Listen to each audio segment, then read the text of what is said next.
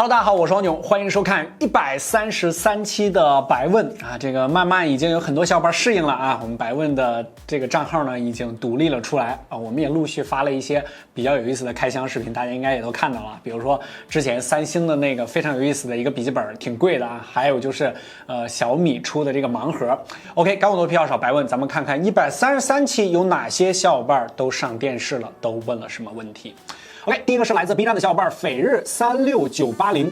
据说这个苹果前几天发了邀请函啊，这个发布会定在9月16号，可以有消息说这个发布会呢只会发布 Apple Watch Series 6和新的 iPad， 是真的吗？如果真是这样的话 ，iPhone 12什么时候发布啊？录制这一期白问的时候呢，苹果是刚刚官宣它的发布会时间呢是在北京时间的凌晨的16号啊，夜里1点啊，到时候我们也会首发为大家带来体验的。这个其实我觉得应该会一起发布，因为苹果这一次呢已经非常明确了。因为之前啊，这个有一些爆料，相信大家也看到了，说呢苹果会在今年呢加入新的 iPhone 的颜色海军蓝色，而且呢这一次的那个 AR 的是吧，那个标识其实就是有蓝色元素的。我觉得这个暗示的应该是明示的啊，已经非常明显了。我觉得这个 iPhone 呢是跟它一起发布的。另外这次发布会呢，产品上面呢，大家比较关注的应该就是 iPhone 12，然后还有就是新的 iPad Air 4。这次的 Air 4呢，总结一下，应该就是一个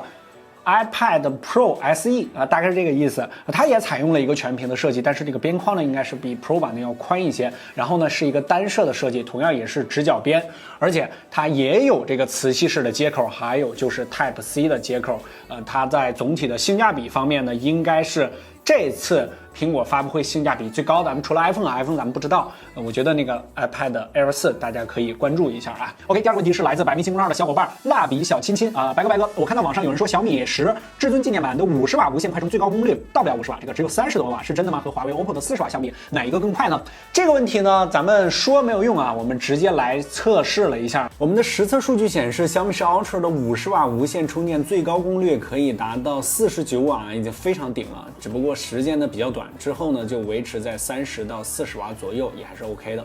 把华为和 OPPO 的呢也给大家打出来，做了一个详细的表格。其实小米的这个50瓦呢，虽然呢确实有一点点水啊，当然这个是正常的无线啊到充电的这么一个折损，这个是非常正常的，但是它也是最快的。不过 OPPO 这边呢确实比较猛，它是把这个40瓦呢基本全程跑满了。华为这边呢相对水分就要大了一些了啊，这个折损呢要多一些所以说小米这边的这个还是 OK 的，这个大家可以放心。好，下一个是来自微博的小伙伴。还记得阿轩吗？小白想给女朋友买一个手机啊，预算在1500到2500左右，希望拍照和续航好一点，偶尔打打王者。这个内存的128G 起步其实在这个价位段呢，有一个拍照比较好的机器在比如说 K30 Ultra 发布了之后和 Realme这个 X7 Pro 发布了之后有点被忽略，那就是这个荣耀的X10这个机器其实这个机器呢，它在影像方面的这个做的还是非常好的，因为它主要就是加上了 MX 600万这个华为非常顶的这一代的这个镜头。其实单从影像的角度上来讲，它是 OK 的。但是呢，这个手机呢有一个相对来说有点拉胯的地方那就是它的屏幕这个屏幕表现呢亮度方面表现不是太好，这个就看你的选择了反正是鱼和熊掌不可得兼如果你要是综合强调性价比的话呢，其实 X7 Pro 的性价比呢应该是最高的，因为它是686的这颗传感器，然后它也是没有做任何的阉割，而且它还有一个6400的多帧合成的这个技术，其实夜景方面的表现呢也还是挺好的。好，下一个是来自 B 站的小伙伴小韩就是我王老师你好，这个最近华为发布了新款的降噪耳机，华为的 FreeBuds Pro 和 AirPods Pro 长得很像，这两款的降噪效果谁好呢？这个音质也是我很看重的一个因素对这就是我们的这款3个颜色全部都有我最喜欢的就是这个灰色。这两款之前我们都发过详细的体验视频，尤其是最近的这个华为的耳机，我们专门做了一个小视频其实在体积的角度上来讲呢，确实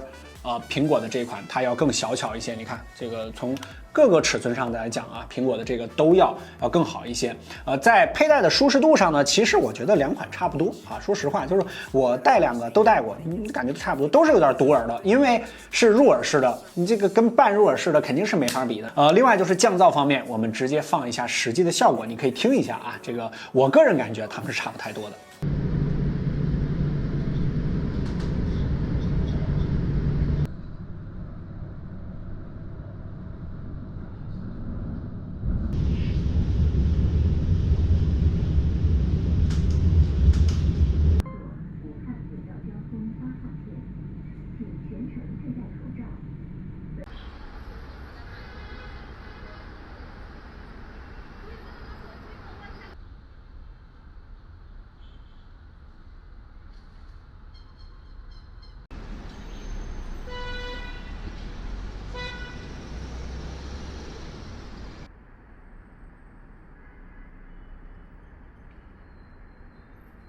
OK， 这个问题呢我就不详细展开了，你可以去专门看一下我们 FreeBuds Pro 的那期体验视频，应该说叫测评了啊，你可以去看一下，就比较详细了。好，下一个是来自微博的小伙伴何苏 K， 这个华为商城里边没有 Speed Test 啊，在网上下载又怕有病毒，我想找一个比较权威一点的测速软件，可以推荐一个吗？谢谢啊。其实，在测速方面呢，大家测5G 的时候都在用这个软件啊，它其实就是 Speed Test， 是比较专业的。这个我们测评的时候呢，也都是用的这款软件啊。如果你担心网络上的这个不安全呢，可以在我们的百问的微信公众号后台回复测速这2个字，直接获取下载链接，你直接下到你的手机上，这个是我们看过的啊，是没有问题的。这个回复测速这2个字，测测你的手机网速到底是怎么样的啊。另外呢，还有很多小伙伴呢问我们的帧率软件是哪个，我们用的是性能狗，这其实是一个国产的软件啊，这个图标就是这个，然后你可以去下载一下。不过这个有点麻烦，你需要连到电脑上才能查看它的帧率的表现。好，下一个是来自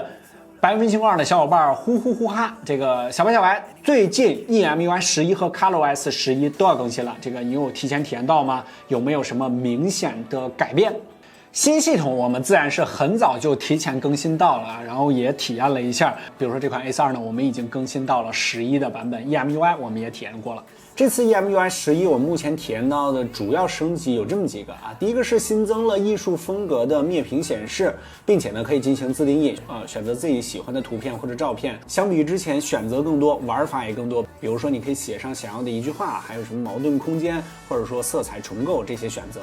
而且呢，增加了一些细腻的动画，比如滑动后台的时候，它会有一种跟随你手伸缩的感觉，这一镜到底啊。还有就是悬浮窗的大小呢，也可以随意调节了，更加方便。此外，还新增加了 AI 字幕、窗口多开等功能。总体来说呢，算是细节上的完善，在大体的风格上呢，并没有什么特别大的改动。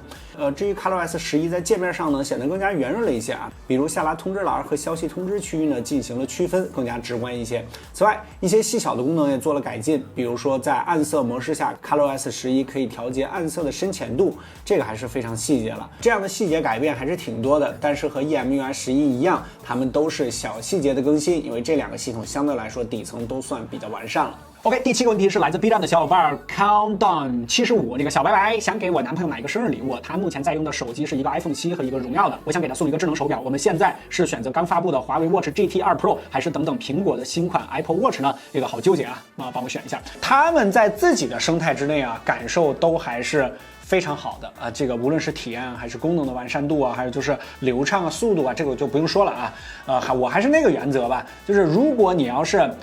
常用这个华为系的手机，比如说你用荣耀的这款，那你就买一个华为的 Watch GT2 Pro。如果要是你用 iPhone 7多一些，iPhone 7确实有点老了啊，这个你就用 Apple Watch， 还是自己的跟自己的这个能够配合的最好。华为这边的手表呢，一直主打的就是一个超长续航，因为它的功能性上呢，可能确实不是那么的多，但是续航呢是它的一个比较大的卖点。然后 Apple Watch 这边呢，肯定就得1天1充了，但是它生态很好，然后各种各样的功能啊、体验那个完成度啊，跟这个 iPhone 这边的配合啊，体验上都是非常不错的。而且